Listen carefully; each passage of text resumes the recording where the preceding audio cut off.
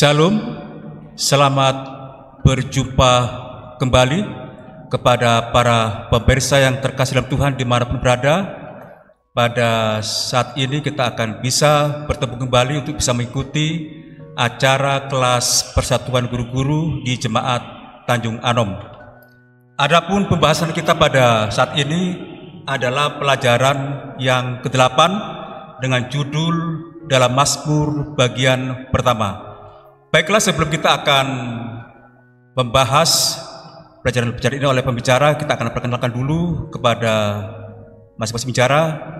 Yang pertama adalah Bapak Pendeta Del Sompotan. Beliau akan membahas subjudul, yaitu di dalam Mazmur 122 tentang kedamaian Yerusalem. Yang kedua adalah Bapak Ferry Peters. Beliau akan membahas di dalam subjudul Mazmur 15 dan Mazmur 24 tentang Gunung Tuhan.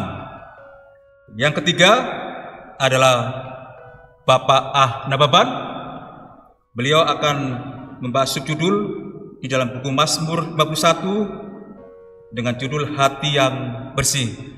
Baiklah, sebelum pembicara akan membahas ulasan-ulasan materi kita akan berdoa yang akan dipimpin oleh Bapak Ferry Peters. Mari kita bersama berdoa. Segala puji, hormat, syukur kami panjatkan kehadirat Tuhan yang penuh dengan rahmat kasih karunia. Pada kesempatan kali ini, di mana kami akan mendiskusikan pembelajaran sekolah Sabat, pelajaran yang ke-8.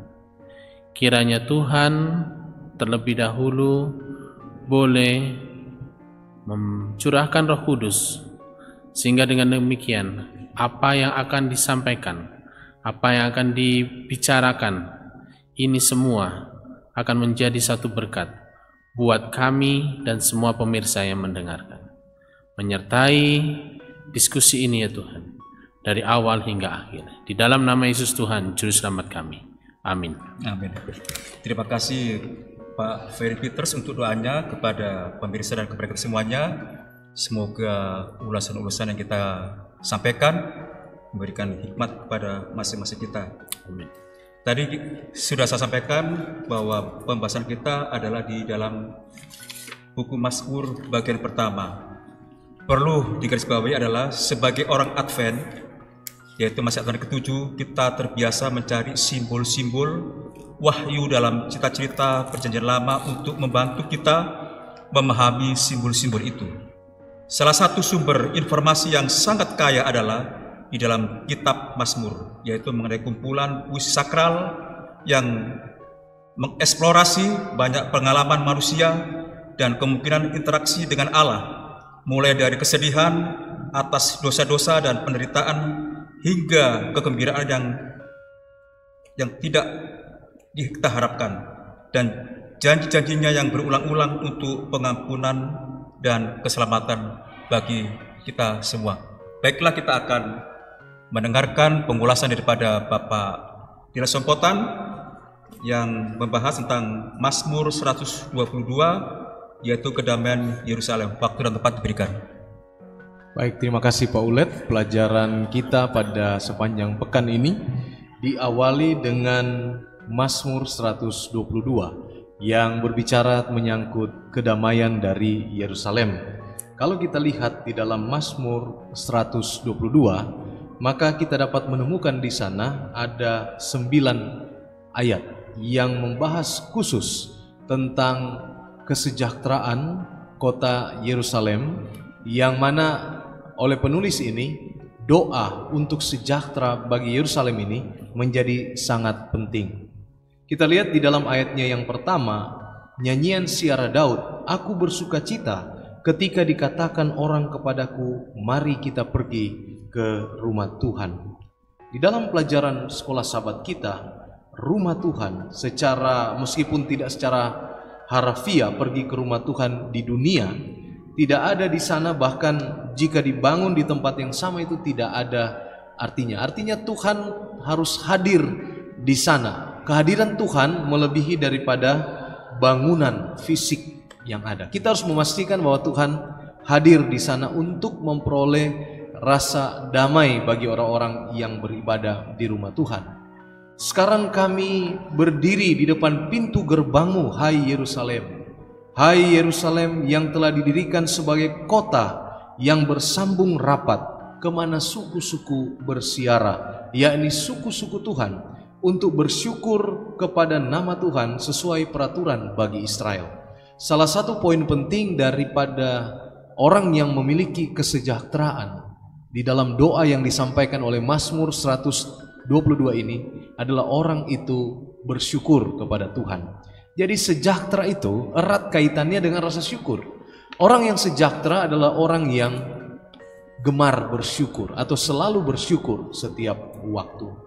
Sebab di sanalah ditaruh kursi-kursi pengadilan, kursi-kursi milik keluarga Raja Daud. Berdoalah untuk kesejahteraan Yerusalem. Biarlah orang-orang yang mencintaimu mendapat sentosa. Biarlah kesejahteraan ada di lingkungan tembokmu dan sentosa di dalam purimu.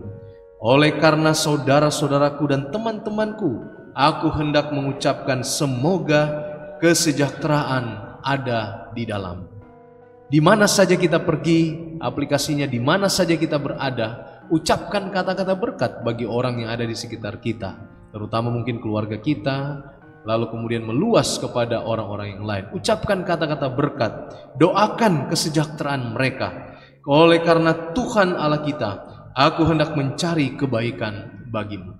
Allah kita Maha Kuasa, Dia menyediakan damai sejahtera, Dia menyediakan kesejahteraan. Doa untuk kesejahteraan sangat penting bagi setiap manusia.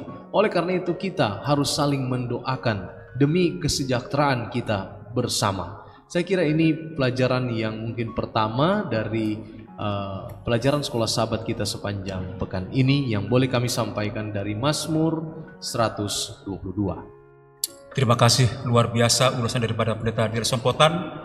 Bagaimana bila mana kita selalu dekat kepada Tuhan, Tuhan akan berikan kedamaian, kesejahteraan terlebih pada umat-umat Tuhan. Terima kasih Pendeta.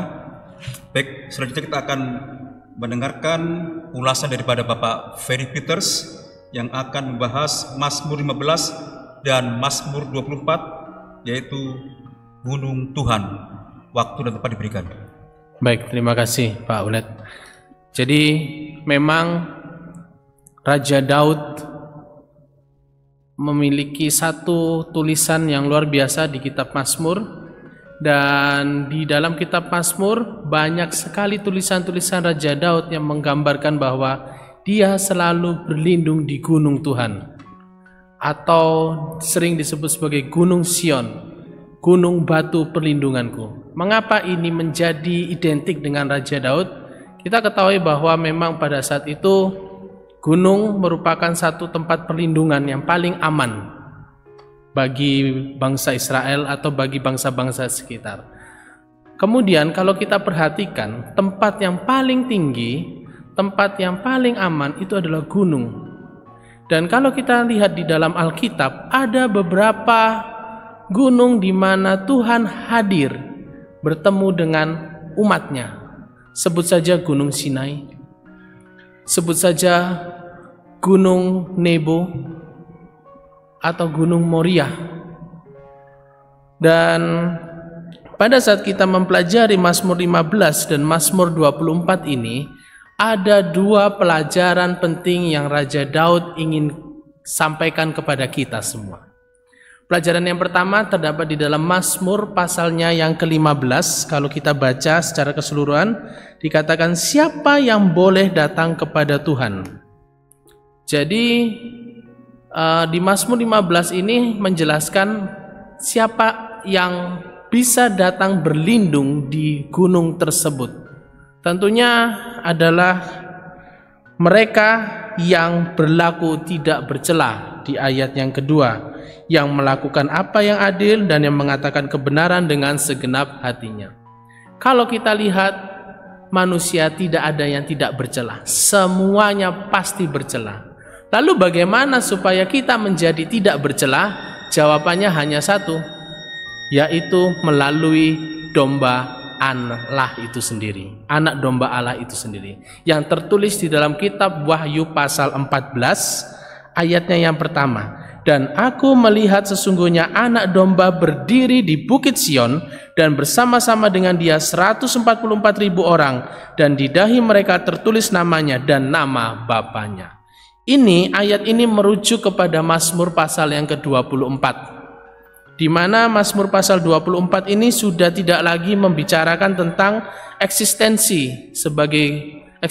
gunung Tuhan itu, tetapi mulai mengalihkan perspektif kepada perspektif kosmik, yaitu peperangan antara baik dan jahat.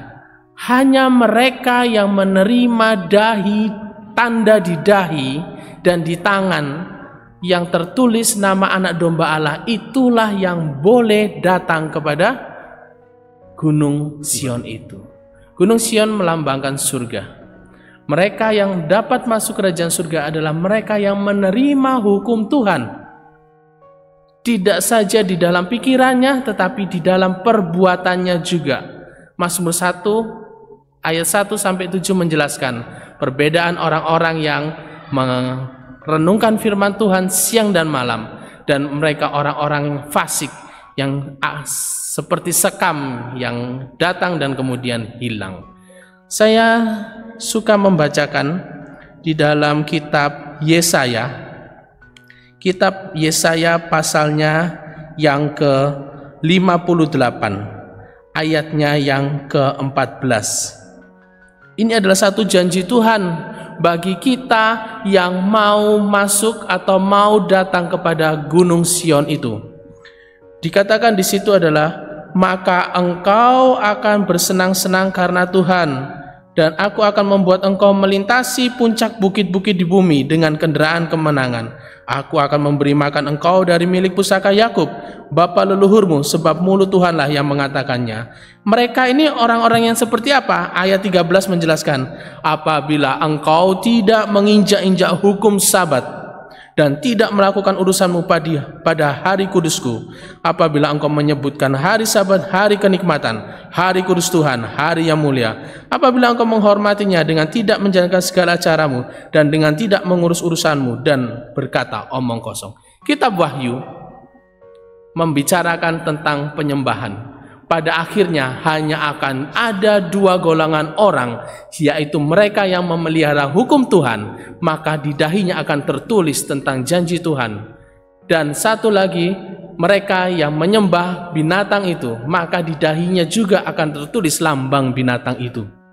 Dan itu pada akhirnya hanya orang-orang yang menerima tanda tentang Sabat, itulah yang akan masuk ke dalam kerajaan surga atau ke dalam gunung Tuhan. Luar biasa Raja Daud ini, dia menuliskan satu firman Tuhan dalam bentuk sastra dan nyanyian, dan itu sangat identik dengan kitab Wahyu. Kalau kita perhatikan Mazmurnya pasalnya yang ke 24 ayat 1 itu merujuk kepada Wahyu 14 ayat 7, mengakui Tuhan sebagai pencipta. Jadi kita sebagai umat Tuhan, mari kita datang ke gunung batu itu, kita minta penyertaan Tuhan, tolong untuk kita boleh berlindung di dalam gunung itu, dan suatu saat nanti Tuhan akan menjemput kita masuk ke dalam Bukit Sion yang indah itu. Terima kasih. Terima kasih Bapak Ferry sudah mengulas sangat jelas sekali siapa dan bagaimana boleh datang di gunung Tuhan. Terima kasih Pak Ferry ya. Baik, selanjutnya kita akan mendengarkan ulasan daripada Bapak Ana Baban, yaitu dalam Mazmur 51 dengan judul Hati yang Bersih. Waktu dan tempat diberikan. Terima kasih Pak Ulet. Kita akan membahas Mazmur 51. Menurut keterangan dari Mazmur 51, dua ini pasti ditulis oleh Daud ketika dia dihadapkan pada Nabi Nathan atas dosanya. Doa ini juga dapat dipahami dan ditafsirkan sebagai doa yang biasa dipanjatkan oleh setiap orang yang sadar akan kesalahannya dan ingin bertemu dengan Allah yang mendekat. Doa ini dimulai dengan seruan Daud kepada Allah untuk memohon pengampunan dengan permohonan akan belas kasihannya karena pelanggaran-pelanggarannya. Kemudian Mazmur ini terbagi menjadi dua bagian. Bagian pertama dari Mazmur ini yaitu Mazmur 51 ayat 1 sampai 11 adalah permohonan kepada Allah untuk menghapus pelanggarannya yang memisahkannya dari Allah. Allah digambarkan di sini sebagai penyayang, Allah kebenaran, dan menyembunyikan wajahnya. Dosa itu juga besar dan mendalam sehingga semua kata untuk dosa digunakan untuk menunjukkan dosa, pelanggaran, dan kesalahan. Untuk menggambarkan besarnya dosanya, sang pemazmur menggunakan gambaran yang hiperbolis. Dosanya berasal dari sejak ia masih dalam kandungan ibunya. Mazmur 51 ayat 7. Oleh karena itu, satu-satunya cara baginya untuk mendekati Allah dan memulihkan hubungannya dengan Allah adalah dengan melenyapkan dosanya, seolah-olah tidak terjadi apa-apa. Dalam bagian pertama ini, kata-kata kunci yang mengungkapkan ide penghapusan ini memaknai doa tersebut: hapuskanlah, basuhlah, bersihkanlah, dan menjadi tahir. Dan bagian kedua dari Mazmur ini berfokus pada gagasan pembaruan. Kata kuncinya adalah menciptakan, memperbarui, memulihkan, membangun. Allah digambarkan sebagai pencipta dan juru selamat. Mazmur ini berakhir dengan penglihatan tentang tembok-tembok Yerusalem dan pengorbanan yang menerima oleh Allah. Kira-kira demikianlah penjelasan dari Mazmur 51. Terima kasih. Baik, terima kasih Bapak Anda Bapan sudah mengulas Mazmur 51 mengenai hati yang bersih. Tadi sudah sangat jelas sekali ulasan-ulasan dari Bapak Pendeta Desompotan, Bapak Ferry, dan Bapak Anda Bapan. Dari ulasan-ulasan ini ada terbesit kepada saya Bapak. Boleh kita bertanya Pak ya? Yaitu satu pertanyaan saja agar boleh kita memahami betapa pentingnya pertanyaan ini. Yaitu, apa arti seruan pemazmur untuk berdoa bagi kedamaian Yerusalem? Bagi kita saat ini, apa yang harus kita lakukan untuk mencapainya? Silakan Pak Pendeta. Baik, terima kasih Pak Ulet untuk pertanyaan yang sangat menarik untuk kita bisa jawab. Yaitu kita perlu ketahui bahwa seruan dari pemazmur untuk berdoa bagi perdamaian Yerusalem bagi kita saat ini, pelajarannya adalah sebuah panggilan sebenarnya untuk kesejahteraan dari kota dan penduduk kota yang ada di dalamnya.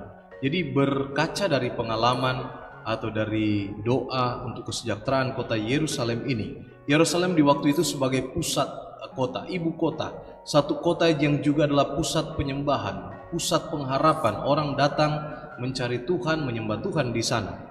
Ini juga merupakan sebuah kota yang mana mempersatukan umat-umat Tuhan dari berbagai-bagai tempat di waktu itu.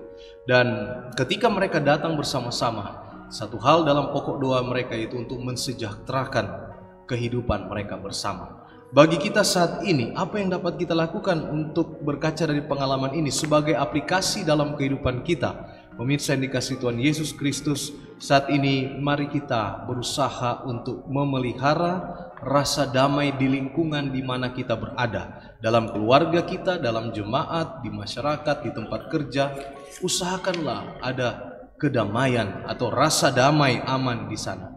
Lalu yang kedua adalah berfokus pada persatuan, kasih sayang, dan tentunya keadilan. Ketika kita berfokus kepada persatuan ini, maka hal-hal yang mencerai-beraikan kita, hal-hal yang merusak persatuan itu otomatis akan kita tinggalkan. Dan yang berikut tentunya adalah kita harus berdoa dan berpedoman kepada Tuhan, harus setia kepada Tuhan, yang mana Tuhan telah berjanji bahwa Dialah yang akan menganugerahkan kepada kita keamanan, kedamaian, dan kesejahteraan. Saya kira ini adalah jawaban untuk pertanyaan yang disampaikan oleh Pak. Luar biasa, bila mana masing-masing kita seperti sebagaimana yang dijelaskan oleh Pak Pendeta, tentunya betapa indahnya hidup ini, ya, bersama dengan umat-umat Tuhan, ada rasa damai, rasa persatuan di dalam kasih Tuhan Yesus. Baik, tadi kita sudah mendengarkan ulasan dan jawaban pertanyaan oleh Pendeta Desompotan. Mungkin di sini Pendeta Desompotan ada memberikan suatu kesimpulan dari pelajaran kita ini? Saya kira sebagai kesimpulan dari pelajaran sekolah sahabat kita yang pertama ini dalam membahas kitab Mazmur, sebagaimana di dalam ayat hafalan disampaikan, dan aku melihat sesungguhnya anak domba Allah berdiri di bukit Sion, dan bersama-sama dengan dia ada 144.000 orang, dan di dahi mereka tertulis namanya dan nama Bapanya.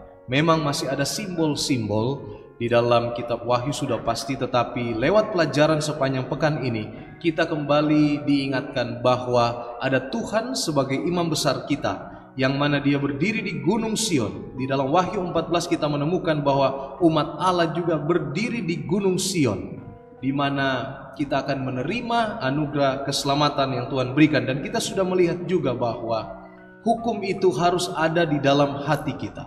Sebagai orang-orang yang menjadi umat Tuhan, hukum itu bukan hanya di mulut saja, tapi harus sampai ke dalam hati kita. Artinya kita terapkan itu memang betul-betul berasal dari hati kita. Dan satu karya besar yang Daud sampaikan di dalam Mazmur pasalnya yang kelima, lalu Mazmur 122, lalu beberapa ayat-ayat yang lain menyampaikan kepada kita bahwa sangat penting untuk kita takut akan Tuhan, kita memelihara rasa damai di mana saja kita berada sampai Maranatha itu tiba, Tuhan datang menyelamatkan kita masuk ke dalam kerajaan sorga. Kita ajarkan hal-hal yang benar, mengajarkan jalan Tuhan kepada sesama kita dalam gereja, juga kepada orang-orang yang melanggar. Kita tetap ajarkan jalan-jalan Tuhan kepada mereka. Kalau kita membaca kitab-kitab Mazmur ini, yang ditulis di dalam Mazmur ini, maka kita dapat memberikan satu kesimpulan bahwa apa yang disampaikan oleh Ellen White di dalam Alfa Omega jilid 2 halaman 430-431, aku telah bersumpah kepada Daud hambaku, maka tanganku tetap dengan dia, bahkan lenganku meneguhkan dia, kesetiaanku dan kasihku menyertai dia, dan oleh karena namaku tanduknya akan meninggi. Aku akan membuat tangannya menguasai laut dan tangan kanannya menguasai sungai-sungai, dan dia pun akan berseru kepadaku, Bapakku, engkau Allahku, gunung batu keselamatanku. Aku pun akan mengangkat dia menjadi anak sulung, menjadi yang maha tinggi di antara raja-raja di bumi. Aku akan memelihara kasih setianya bagi dia untuk selama-lamanya, perjanjianku teguh bagi dia. Berkat dari Daud juga akan menjadi bagian kita semua apabila kita setia kepada Tuhan. Amin. Luar biasa kesimpulan yang kita dapatkan, bahwa Tuhan sangat rindu sekali kita untuk diselamatkan. Baik, untuk menutup acara kelas persekutuan guru ini, kita minta Pak Pendeta untuk mendoakan kita firman Tuhan, dan juga kita doakan para pemirsa agar ada satu kuasa untuk selalu rindu belajar firman Tuhan dan menghidupkan dalam setiap kehidupannya. Mari kita berdoa. Terima kasih ya Tuhan untuk pelajaran sekolah sahabat yang telah kami pelajari bersama-sama. Kiranya pelajaran ini boleh menjadi berkat pencerahan bagi pemirsa kami di mana saja berada. Berkati pemirsa kami, diberkati di dalam kehidupan mereka, rumah tangga, pekerjaan, pelayanan, semuanya di dalam tangan Tuhan kami serahkan. Biarlah berkat kesejahteraan, kesetiaan, rasa damai dan aman menjadi bagian seluruh pemirsa kami dan kami semua. Ini doa kami, berkati kami yang telah mengambil bagian, dalam nama Yesus kami berdoa. Amin. Amin. Para pemirsa yang budiman dimanapun berada, sampai di sini pengulasan pelajaran kita yang ke-8.